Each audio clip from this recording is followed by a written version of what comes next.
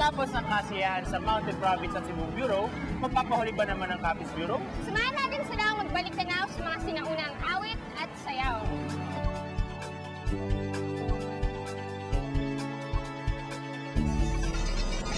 Likas na mayaman sa kultura at tradisyon ng aming probinsya. Pinatotohanan nito ng iba't ibang mga festivals sa ipinagdiriwang ng bawat bayan sa buong lalawigan. Ngunit ang mga pamanang ito ay unti-unti nang nakalilimutan sa paglipas ng panahon. Mabuti na lang at may nagmamalasakit pang mapanatili at patuloy na may taguyod ang mga tradisyong ito sa pamamagitan ng pagtatanghal ng mga lumang kanta at sayaw dito sa amin.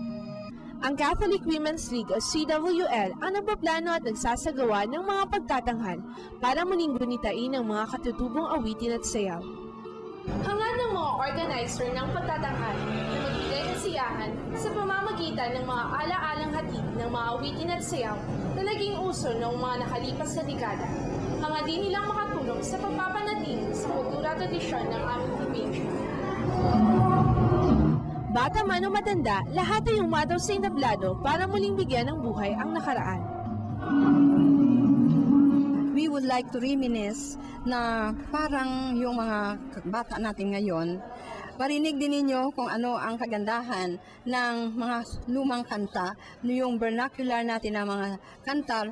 Gusto rin namin maipromote at balik-balikan yung mga maganda natin na mga tugtugin, maganda mga sayaw para maipreserbar o ma-treasure din ninyong mga bata. Sa pamamagitan din ng sayaw ay nilarawan ng mga libangang tulad ng arnis, ang paraan ng pamumuhay ng mga mangingisda, at ang kinagigiliwang tradisyon ng panghaharana. Habang pinapanood ko ang pagtatanghal, ay naibigan ko na rin ang mga naging paborito ng mga naunang henerasyon ng mga Pilipino. Ano naman kaya ang saloobin ng mga gumanap sa palabas? Para makapakita sa mga bagong henerasyon ang ating mga katutubong sayaw at mga awitin.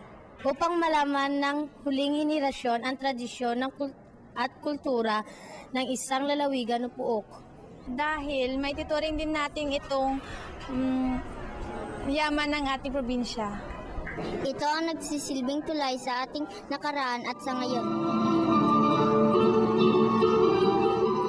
Muli na ipadama ng pagtatanghal na ito sa mga manonood ang pinanabikang lumang mga awitin at sayaw na tila napabayaan na dahil sa mga pagbabago at impluwensya ng modernisasyon. Kami sa KNN ay naniniwalang dapat pangalagaan at panatilihin ang mga ito para masilayan pa ng mga susunod pang henerasyon.